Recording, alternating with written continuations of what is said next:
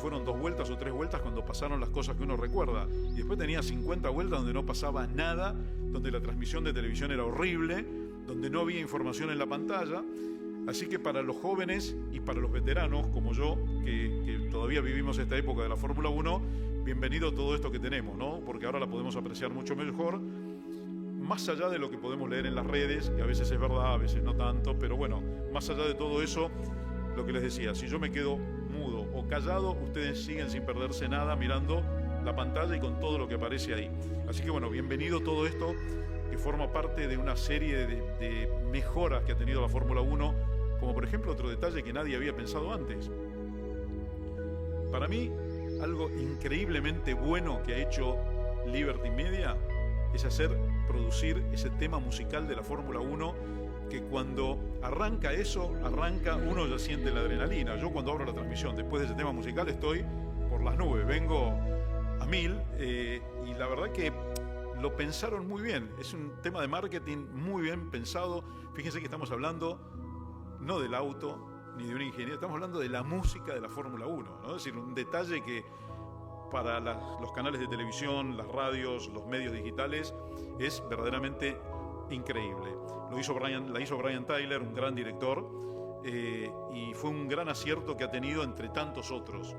Después hay algunas cosas que pueden gustar o no gustar, que haya 24 carreras. En las viejas épocas de Lole teníamos 14 carreras y gracias, nos quedábamos con las ganas a veces. 24 ya parece mucho, no sé qué pensarán los más jóvenes, a lo mejor dicen, no, está bien, tendría que haber 30. Ni se lo digan a Domenicali porque en cualquier momento lo va a llevar a 30. Ahora quiere hacer 25 y ya hay un problema con la FIA también, porque la verdad que todo el tema de comisarios. El año pasado con 22 carreras, cuando faltaban las finales de Brasil, Abu Dhabi, los mecánicos estaban cansadísimos, estaban muertos prácticamente de cansancio y todavía les faltaban 2 carreras. Bueno, este año tienen 2 más, tienen 24, así que creo que este break que hubo ahora en septiembre se debe un poquito a eso. Uno en agosto y otro de 3 semanas libres en septiembre, como para que encaren esta recta final de la mejor manera. Ahora tienen 3 carreras seguidas, 2 semanas de descanso y las 3 últimas con un agravante. De Las Vegas tienen que ir a Qatar, medio mundo, ¿no? De una semana para la siguiente. Así que el final va a ser bravo también de este campeonato. Antes, cuando les comentaba lo de Fangio, quería decirles también que Fangio es el piloto que ganó un campeonato a mayor edad. 46 años tenía cuando ganó su último campeonato en 1957. Él había nacido en 1911, lo recuerdan, en junio.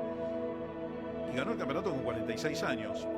Hoy, Sebastián Vettel, que es el piloto más joven en ganar un campeonato, 23, inclusive más joven que Max Verstappen, que no lo pudo ganar a los 23, lo ganó al año siguiente, la mitad de la edad de Fangio, con la diferencia de que Fangio corrió 51 carreras, ganó casi la mitad, el 47%, 24 carreras de Fórmula 1, sumó puntos en 48 de las 51, impresionante. Y Sebastián Vettel corrió casi 299 carreras, se quedó a una de las 300 y ganó 53. Ganó casi la misma cantidad que Fangio, pero con 300 carreras contra 51 de Juan Manuel Fangio. Así que ahí también están las diferencias que uno dice, ¿quién puede llegar en esta época al 47% de efectividad? Creo que nadie. Con tantas carreras, con la paridad que hay también en algunos equipos. Fangio además fue el único piloto que ganó campeonatos con 4 marcas diferentes, y el que le sigue no tiene 3, tiene 2. Hay varios pilotos que han ganado con 2 marcas, pero nadie con 3, y Fangio ganó con 4. Quiere decir que era inteligente, ¿no? Para salir de una marca e ir a la otra, que era la que mejor auto tenía y él veía para el año próximo. Hay que estar muy despierto, en este deporte hay que abrir bien los ojos, porque si no se pierde. El campeonato mundial arrancó, como decía Ferrari. Para él el orden era el caballo adelante que tira del carro que viene atrás, el piloto va atrás, el motor estaba adelante, y Ferrari decía el caballo adelante, el motor atrás, el hombre atrás, así debía ser. Pero en 1958, en un Gran Premio de Argentina, Stirling Moss ganó con un Cooper T43, que fue el primer auto que tenía el motor trasero como para poder ganar una carrera, algo que para Ferrari era un verdadero sacrilegio. Eso quedó en la historia también, como quedó Don Enzo, ¿no? Que falleció en 1988 y sus autos siguen despertando la pasión que despierta. ¿Hay muchos hinchas de Ferrari acá? Por ahí lo veo a mi amigo Ernesto Testa también, que tiene el corazón de los tifosi. Bueno, en el mundo la gran mayoría son fans de Ferrari, lo vemos en cada carrera, y eso se puede comprobar, el legado que dejó Don Enzo. Los autos de la época de Fangio eran autos que habían sido construidos con el material de rezago que había quedado después de la Guerra Mundial, de la Segunda Guerra Mundial. No había un desarrollo tecnológico para hacer los chasis. Los chasis se desarmaban como se podían, fraccionados en partes. Por eso también los accidentes eran tan brutales.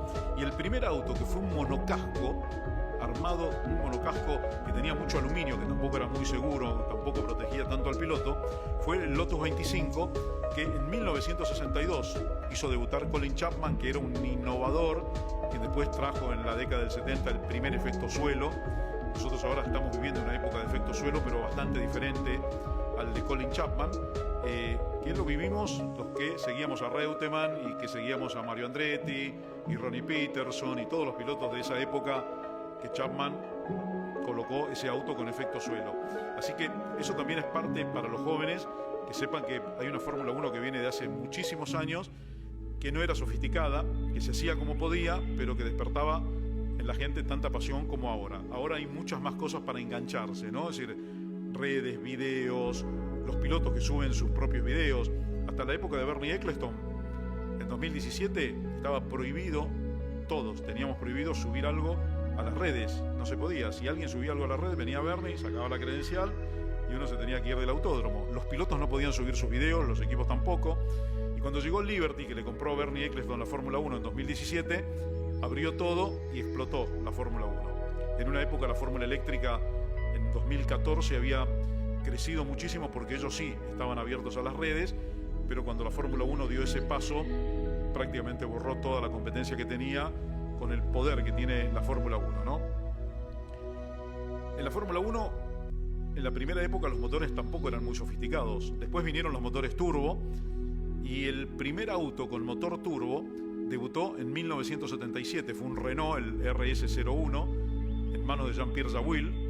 Renault había hecho un solo auto, después agregó un segundo para René Arnoux, su compañero de equipo, y debutó en el Gran Premio de Inglaterra de 1977, que la gente lo recuerda por eso, pero también por algo muy importante que pasó en esa carrera, que algunos sabrán y muchos no.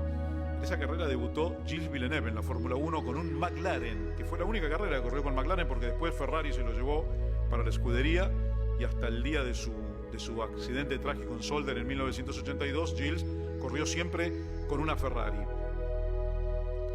Los autos, ¿se acuerdan cómo eran los autos de la vieja época? El auto, las ruedas, volante, motor y nada más. No había alas, no había nada que lo mantuviera contra el piso. Las ruedas eran angostitas, después vinieron las ruedas más anchas, que al principio tenían canaletas o canalizaciones, y después, a partir de 1970, fueron gomas slicks, lisas, en el campeonato que ganó post-mortem después de su accidente en Monza, Jochen Rindt. Pero los autos de aquella época, sin alas, no tenían mucho apoyo. Iban rápido, pero en las curvas tenían que levantar. Un poco como las motos, ¿no? Que llegan a la curva, tienen que levantar, después van muy rápido en la recta. El primer auto con alerón, los alerones aparecieron cuando, justamente, otra vez, les hablo de Colin Chapman, atornilló unas alas en el Gran Premio de Bélgica de 1968 a uno de sus Lotus. A partir de ahí empezaron a estudiar la aerodinámica, empezó a estar en el reglamento el uso de alerones, delanteros, traseros, que primero eran muy simples, eran un ala nada más, después empezaron a ser más sofisticados, como ahora, que además tienen el ala movible atrás con el DRS que se abre y se cierra. Y a propósito, muchos escuchan el término DRS, muchos saben de qué se trata, pero otros dicen, ¿qué es eso? Bueno, el DRS es una parte del ala trasera. El ala trasera tiene una carga aerodinámica que va contra el viento, contra el aire, y hace que el auto se apoye mejor, pero que sea más lento. En un sector determinado y autorizado por la FIA, se puede abrir una parte de esa ala con el DRS, que las siglas en inglés es justamente para eso, que no produzca drag, es decir, que no choque y no detenga el auto, pero en solo partes determinadas, porque en las curvas sin ese apoyo aerodinámico los autos ya saben que no pueden doblar, ¿no? Así que, bueno, los alerones se fueron haciendo sofisticados, las gomas se fueron haciendo lisas, y en algún momento, por 1976, hace casi 50 años, un poquito menos, un señor que se llamaba Ken Tyrrell, que había hecho cosas muy importantes en la Fórmula 1, porque ganó 3 campeonatos con Jackie Stewart. Uno cuando dirigía el equipo Matra, Ken Tyrrell, en 1969. Después hizo su propio equipo y ganó los campeonatos del 71 y 73, nada menos que con Jackie Stewart. Y Ken Tyrrell, que tuvo mucho que ver también, creó un auto de 6 ruedas, el único auto que corrió en la Fórmula 1. Hubo otros ensayos que no funcionaron. Y el auto, el Tyrrell Project 34, que corrió en el 76 y 77 y ganó una carrera, ganó en el 77 en Suecia, en Anderstorp, con Jody Scheckter, tenía adelante 2 ejes con ruedas chiquitas. Tenía 4 ruedas pequeñas adelante y las 2 ruedas traseras, que eran las que traccionaban, atrás. Y muchos preguntaban por qué no siguió desarrollándose esa técnica, porque evidentemente esas ruedas chiquitas ofrecían menos resistencia al aire. Eso fue por un tema comercial que no se pudo seguir adelante, porque Goodyear, que era la proveedora de los neumáticos para todos los equipos, tenía que hacerle ruedas especiales a un solo equipo. Si 3 o 4 hubieran tenido autos de 6 ruedas, hubiera hecho un desarrollo, pero no le hacía un desarrollo especial. Las ruedas, las chiquitas, se sobrecalentaban, el auto perdía rendimiento, y después del año 77, ya para el 78, Tyrrell desechó ese proyecto y todo siguió como es ahora, un auto de 4 ruedas, que es como casi siempre en la historia de la Fórmula 1 corrió. Así que bueno, ustedes ven todas las variantes, todas las cosas que ha pasado la Fórmula 1 y 1000 más que tengo anotadas, pero que no se las voy a contar para no aburrirle todo, hasta que llegó lo que hablábamos recién, el DRS. Ustedes saben que el DRS está en Fórmula 1 desde hace 13 temporadas. Llegó en el 2011. Criticado. A mí mucho no me gustó tampoco que sea algo antinatural, pero bueno, es algo mecánico que tienen, que se acciona con un botón cuando la FIA lo permite, en los lugares que permiten, como les decía antes, y los pilotos pueden darle un poquito más de espectáculo a la gente, ¿no? Que se puedan pasar los autos. Lo mejor sería que los autos se puedan pasar sin ese sistema, porque sí, porque están bien diseñados, porque no provocan tanta turbulencia atrás como la que en realidad provocan y dificultan que el auto de atrás se pueda acercar al de adelante.